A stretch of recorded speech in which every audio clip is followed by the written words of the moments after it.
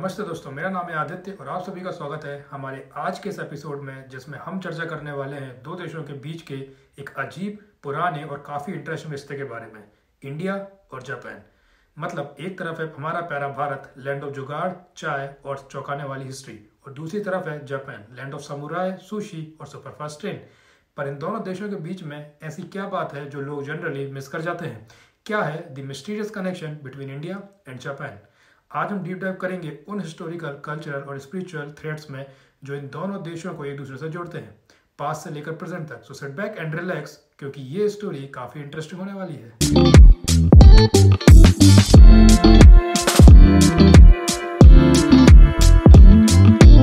शुरुआत करते हैं सबसे ऑब्वियस लेकिन सबसे स्पिरिचुअल कनेक्शन से, बुद्धिज्म, यानी एक ऐसा कल्चरल और स्पिरिचुअल ब्रिज जो इंडिया और जापान के बीच बना 2000 साल पहले। लॉर्ड बुद्धा का जन्म इंडिया में हुआ और उनकी टीचिंग्स ने इंडिया में तो असर किया ही, लेकिन सबसे डीप और लॉन्ग लास्टिंग इम्पैक्ट पड़ा साउथ ईस्ट एशिया और ईस्ट एशिया में, स्पेशली जापान में। 6th सेंचुरी के अराउंड बुद्धिज्म जापान पहुंचा वाया एक लंबा सफर, इंडिया से चाइना, फिर कोरिया और फिर जापान। और तब के जापानीज रूलर्स जैसे एम्परर शोतोकु ने बुद्धिज्म को ना सिर्फ सपोर्ट किया बल्कि एक रॉयल बैकिंग भी दी। उन्होंने बुद्धिज्म को स्टेट आइडियोलॉजी बनाया, टेम्पल्स बनवाए और मॉन्क्स को पैट्रोनेज दिया। इतना ही नहीं, उन्होंने सूत्रों को जापानीज में ट्रांसलेशन भी करवाया ताकि लोग समझ सकें, अडॉप्ट कर सकें। लेकिन सबसे इंटरेस्टिंग ट्विस्ट यहाँ आता है। क्या आपको पता है जैन बुद्धिज्म, जिसे आज पूरी दुनिया माइंडफुलनेस का सिंबल मानती है, उसकी असली जड़ है इंडिया के ध्यान में। इंडिया का ध्यान चाइनीज में चैन और जापानीज में जैन। टेक्निकली जैन का आविष्कार इंडिया में हुआ और यही एंटर होते हैं हमारे अगले हीरो, बौद्ध धर्म। एक इंडियन मॉन्क जिनके बारे में कहा जाता है कि वो 5th और 6th सेंचुरी के आसपास इंडिया से चाइना गए। उन्होंने चैन बुद्धिज्म की फाउंडेशन रखी, जिसका लेटर वर्जन ही जैन बना। बौद्ध धर्म में सिर्फ मेडिटेशन ही नहीं बल्कि शाओलिन मार्शल आर्ट्स का भी बेस दिया। मतलब एक ही इंसान ने स्पिरिचुअलिटी और सेल्फ डिफेंस दोनों की जुगलबंदी कर दी। अब थोड़ा डिटेल में समझते हैं बौद्ध धर्म के बारे में। एक ऐसा इंसान जिनका नाम जापानीज टेक्स्ट बुक में भी मिलता है और चाइनीज लीजेंड्स में भी, और जिनका ओरिजिन, बिलीव इट और नॉट, तमिलनाडु से था। नाम था बौद्ध धर्म। एक इंडियन मॉन्क जिनके बारे में कहा जाता है कि वो पल्लवा डायनास्टी के प्रिंस थे। मतलब एक राजघराने में पैदा हुए, लेकिन उनको मिला एक स्पिरिचुअल कॉलिंग और उन्होंने अपनी रॉयल लाइफ छोड़कर चुना मॉन्क बनने का रास्ता।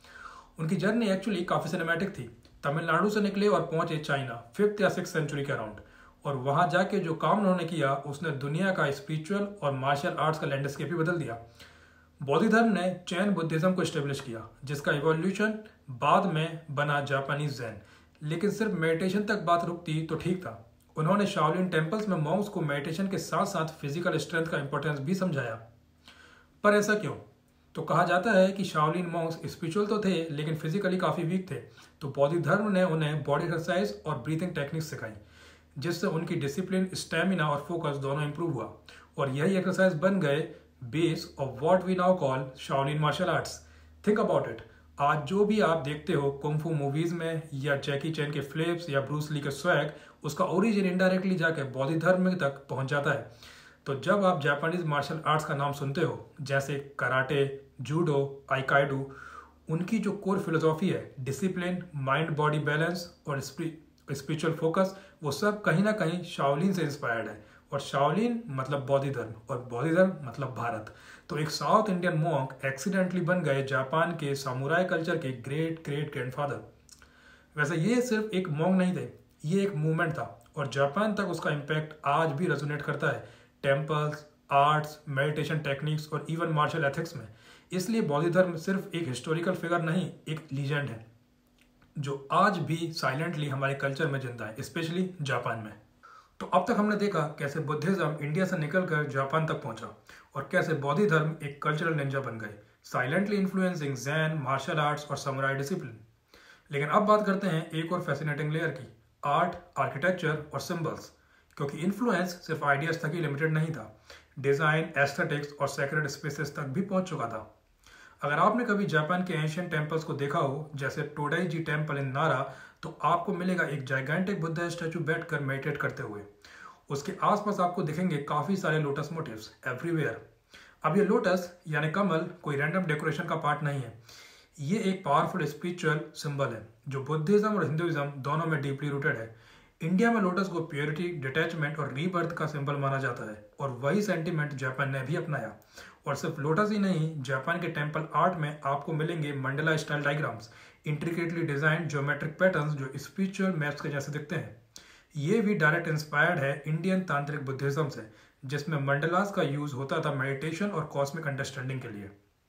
और फिर आते हैं पगोडा, दोज ब्यूटीफुल टावर्स जो जापानी स्काईलाइन का पार्ट है, specially in historic cities like Kyoto और नारा। अब आपको एक ट्रिविया बताता हूँ, ये जापानीज पगोडा का बेस डिजाइन भी इंस्पायर्ड है इंडियन बुद्धिस्ट स्तूप से। स्तूप जो ओरिजिनली इंडिया में बुद्धा के अवशेष को रखते थे, उनका कॉन्सेप्ट इवॉल्व हुआ और वो बन गए पगोडा। तो अगर आप कभी सोच रहे हो वाह जापानीज आर्किटेक्चर कितना यूनिक है, तो थोड़ा प्राउड इंडिया पर भी जरूर करना, क्योंकि उनकी यूनिकनेस में हमारा एशियन डिजाइन का डीएनए छुपा हुआ है। और हाँ, एक और सरप्राइज, जापान के कई पुराने बुद्धिस्ट टेम्पल्स में संस्कृत इंस्क्रिप्शंस भी मिले हैं। जी हाँ, संस्कृत एक जापानीज मंत्र है, नमयो रेंग्योको, जो निचरन बुद्धिस्ट का सेंट्रल चैंट है। इसमें भी डीप इंडियन रूट्स हैं। रेंग यानी लोटस, क्यो यानी सूत्र या teaching, all concept that originate in Indian ancient scriptures. ये देखकर लगता है ना कि इंडिया और जापान के बीच कोई साइंड एमओयू तो नहीं था, लेकिन कल्चरल एक्सपोर्ट चालू हो गया था। Spirituality, language, design, martial arts, सब में इंडिया का नाम लिखा था, बस लोगों ने अलग अलग स्क्रिप्ट्स में लिख दिया। तो अगली बार जब भी आप कोई जापानीज टेम्पल की फोटो देखो या कोई जैन गार्डन का वॉलपेपर लगाओ, याद रखना उसमें एक छोटा सा इंडियन सिग्नेचर जरूर छुपा है। अब बात करते हैं एक और इंटरेस्टिंग कनेक्शन की, लैंग्वेज और लिटरेचर। जब बुद्धिज्म जापान पहुंचा, उसके साथ ही इंडियन टेक्स्ट भी गए, और ये टेक्स्ट मोस्टली थे पाली और संस्कृत में। आपको याद होगा बुद्धिज्म इंडिया से चाइना तक ट्रेवल किया, फिर वहां से जापान पहुंचा। इस प्रोसेस में इंडियन टेक्स्ट को पहले चाइनीज में ट्रांसलेट किया गया और फिर उन्हीं ट्रांसलेशंस को जापानीज में कन्वर्ट किया गया। ये एक लॉन्ग और इंट्रिकेट प्रोसेस थी, क्योंकि संस्कृत और पाली की कॉम्प्लेक्स फिलोसॉफिकल टर्म्स को डायरेक्टली जापानीज में ट्रांसलेट करना काफ़ी चैलेंजिंग था। तो क्या हुआ? तो यहाँ पर चाइनीज स्कॉलर्स ने काफ़ी इंपॉर्टेंट रोल प्ले किया। उन्होंने इन टेक्स्ट को समझा और उसका इंटरप्रिटेशन किया, फिर वो इंटरप्रिटेशन जापान में पहुंचा, और इस प्रोसेस में कई संस्कृत वर्ड्स ने डायरेक्टली जापानीज लैंग्वेज में अपना घर बना लिया। जैसे धर्मा, इसका जापानीज ट्रांसलेशन है हो, जिसका मतलब है कॉस्मिक लॉ या राइटियसनेस। कर्मा, जो सबको पता है, इसका ट्रांसलेशन है गो। और फिर आता है एक और वर्ड निर्वाणा, जो एक शब्द है जो स्पिरिचुअल लिबरेशन को डिस्क्राइब करता है। जापानीज में इसको कहा जाता है निहान। ये कॉन्सेप्ट मोक्ष के बराबर है, जिसमें आप अपने डिजायर्स और सफरिंग से परे होकर एक अल्टीमेट पीस एक्सपीरियंस करते हैं।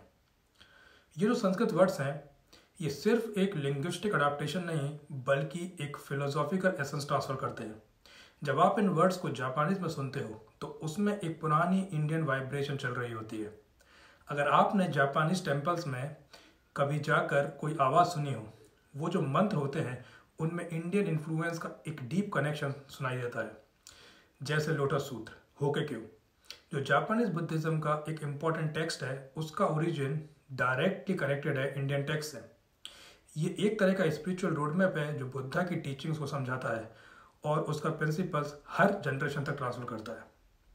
अब आप सोच रहे होंगे कि ऐसे कैसे, तो मैं आपको बताता हूँ।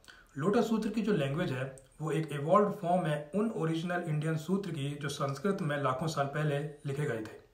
ये सूत्र बुद्धा की टीचिंग्स को प्रिजर्व करते हैं और उनमें जो फिलोसॉफिकल थॉट्स हैं वो डायरेक्टली इंडियन आइडियाज से इंस्पायर्ड है। अब अगर आप कभी भी जापानीज टेम्पल्स में बैठकर उन मंत्रास को सुने, तो ध्यान से सुनना, उनमें जो साउंड है, उनमें जो वाइब्रेशन है, वो आपको किसी एक स्पिरिचुअल ट्रेडिशन की एंशिएंट को फील कराएगी। ये एक सेक्रेड जर्नी का पार्ट है जो एक लैंग्वेज से दूसरी लैंग्वेज, एक कल्चर से दूसरे कल्चर तक पहुंचाए। अब बात करते हैं एक और इंटरेस्टिंग कनेक्शन की, फूड, जो एक ब्रिज बनाता है दोनों कल्चर्स के बीच में। आप सोच रहे होंगे सुशी और समोसा का क्या कनेक्शन हो सकता है, पर यह सिर्फ टेस्ट का मैटर नहीं है। डीपर लेवल पे दोनों कल्चर्स की वैल्यूज मैच करती हैं। जापान में एक स्पेशल कुजीन है जिसका नाम है सोजिन योरी, जो बुद्धिस्ट मॉन्क्स खाते हैं। ये कम्प्लीटली प्लांट बेस्ड होती है, with no garlic, no onion, एकदम simple, just like Indian sattvic food, simple ingredients बस सो मच मीनिंग। और ये जो फूड है वो सिर्फ नरिशमेंट का काम नहीं करता, बल्कि मेडिटेशन का भी पार्ट है। जापान में माका टी सेरेमनी या इंडिया में चाय की चुस्की, दोनों रिचुअल्स हैं ये एक काम और माइंडफुल एक्सपीरियंस क्रिएट करते हैं जहां हम फूड को सिर्फ खाते नहीं उसे एक्सपीरियंस करते हैं। और एक और चीज़, जापानीज लोग सीजनल ईटिंग में बिलीव करते हैं, जो भी मौसम में आए उसे खाओ। ये बिल्कुल इंडिया के ऋतु बेस्ड थाली के जैसा है। मौसम के हिसाब से इंग्रेडिएंट्स चेंज हो जाते हैं और उनसे जो थाली बनती है वो सीजनल बैलेंस का एक ब्यूटीफुल रिफ्लेक्शन क्रिएट करती है। तो अभी इतना सब जानकर मन तो कर रहा होगा जापान जाने का, तो सोचिए मत, घूम कर आइए। अच्छी बात यह है कि जापान इंडियंस को ई वीज़ा प्रोवाइड करता है।